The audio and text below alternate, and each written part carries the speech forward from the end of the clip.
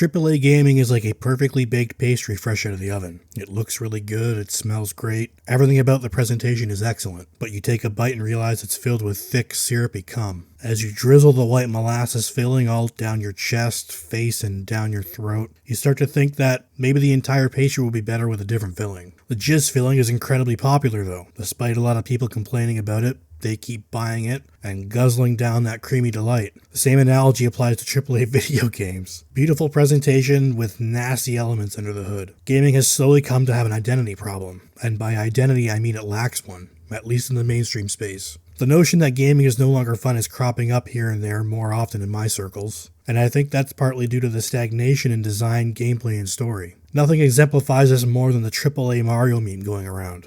Good. You made it. That you, Peach? I see Toadsworth roped you into this too. The Monarch's job is never done, but we can talk more later. Bowser's castle should be just up ahead. I thought I smelled something burning. Focus, M. Bowser's got the power stars, and you know what that means. Okay, Mario. Time to party. Alright. This looks and sounds like every big budget game release in the last 10 years. If it weren't for the Mario setting, it could easily pass as any Sony exclusive. What are you doing? Me?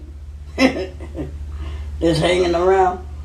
Speaking of Sony, and I know a lot of people won't want to hear this, but they've been releasing the same game over and over since the PS Triple. I know people love Astrobot, but that's the exception rather than the rule. Don't get me wrong, I've played this shit out of a good number of Sony exclusives and enjoyed them. I love the original Last of Us. Ghost of Tsushima was super derivative of every open world game with a checklist of tasks, and I had a great time with the main story and DLC. I platinumed God of War 2018, and afterwards I put the controller right in my bum. I wouldn't have spent my money and put the time into these games if I thought they were low quality. But I'm not so attached to these games that I can't take a step back and see the pattern. Hi, I'm Linda.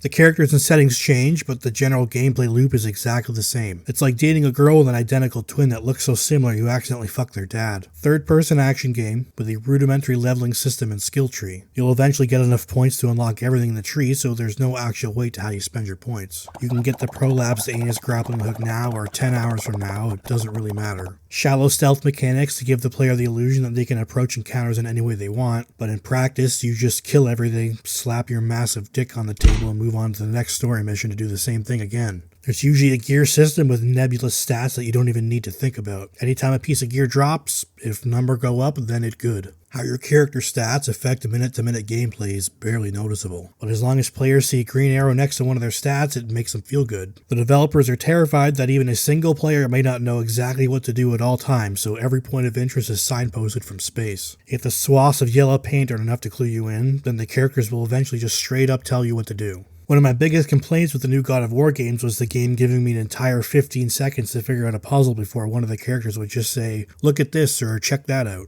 What about freezing the geyser under the wheel? Maybe there's a brazier to the left of the chest. Maybe you can light it? There should be a way to turn the wheel. Hey, shut up! Shut the fuck up!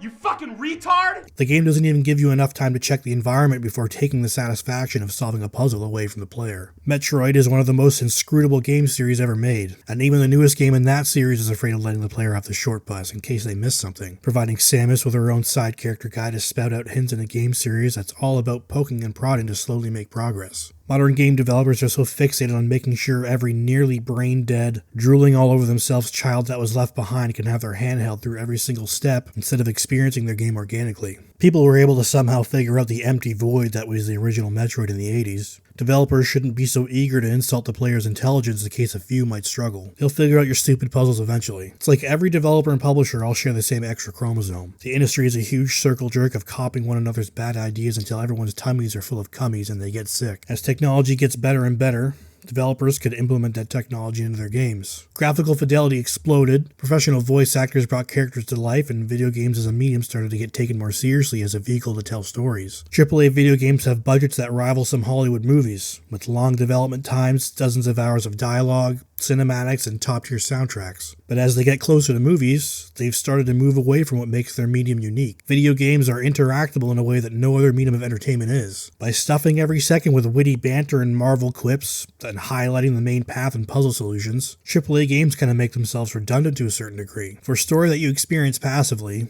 we have TV and movies. For a story that you as an individual can interact with, We have video games and pop-up books. By too closely mimicking Hollywood movies, games are sacrificing what makes them unique. Show, don't tell. Video games are a visual and interactable medium. The player doesn't need a quirky sidekick to provide context and to spoon-feed them the story. From Software does this really well in their various action RPGs. Dark Souls has really deep lore apparently, but you would never know that unless you look. The environmental storytelling in these games is phenomenal. The player can take as long as they want exploring every corner of every room, gathering context clues that points to a certain place's history. You can dig into item descriptions and talk to NPCs and slowly piece the world together, making the experience all the more fulfilling. You can't fully explore the scene in a movie, but you can in games. More developers should take advantage of that instead of having the characters sarcastically bantering about what's happening like they're in a sitcom. I know why these tropes continue to be implemented. These games sell very well. With investors threatening to give you a reach round, it's much less risk to release something safe and mainstream to ensure your odds of turning a profit. This is what always happens when business mixes with art. Bands sell out, movies get endless sequels, and video games get homogenized to appeal to as wide an audience as possible. Where this doesn't apply as much as in the indie space. Indie developers have much smaller teams and budgets, but they're also not dealing with the pressure of turning $300 million into $1 billion. They don't have to get the permission of 15 HR Karens to implement jokes into their games. They aren't steering a massive ship with 1,000 developers on board, and they are usually following the vision of a few people, sometimes even just one person. Only smaller independent devs can make a game about flipping a coin or raking leaves the most fun you can have with a video game right now. The evolution of video games used to be pushed by the big boys. Every new console generation saw a huge leap in visuals and sound. Truly open-world games became more commonplace instead of a once-in-a-generation thing like Morrowind. Ubisoft wasn't always a laughingstock. They made one of the best 3D platformers ever. Assassin's Creed was a revelation when it first came out. A huge world where you can climb nearly every surface was incredibly novel. But they just kept releasing the same game over and over again with diminishing returns and lower quality. Now the company is close to bankrupt. Other big publishers are going to be forced to innovate once people get sick of the same game year after year. It's not much better on the multiplayer side of the industry. We're just getting piles of copy-pasted titles filled with FOMO crap like limited time store bundles and battle passes. Although one of the mainstay yearly releases finally got a tickle in its taint with Black Ops 7. It was still the best-selling game in November in North America, but overall, it's seen a double-digit decline in total sales compared to last year. If that keeps up, maybe we'll get a decent Call of Duty for the first time since I don't even know when. Game releases are so similar that people can nearly tell everything about a game just from a release trailer. Highguard is a good example of this. It's a hero shooter that's going to have every hero shooter archetype in it. There's going to be a Soldier 76 guy, a sniper character, a tank character with a damage absorb shield, and of course it's going to have seasons and battle passes and all that eye-rolling horse shit. These kinds of games are doing well now, but people will get tired of them eventually. There's a reason the collectathon platformers like Banjo-Kazooie and Donkey Kong 64 don't get made anymore. There's already a significant fatigue when it comes to battle passes. Not every game needs a battle royale, and the next big trend seems to be extraction shooters. Hopefully in the near future we see a developer with a big budget really push what's possible in the medium, instead of trying to copy Hollywood or chase a trend. Until then, it's up to the indie scene to give us fresh ideas. Thanks for watching all the way to the end. If you liked the video, I'd appreciate a like and subscribe, and if you want to watch one about how awesome piracy is, click the video on screen, and I hope to see you in the next one.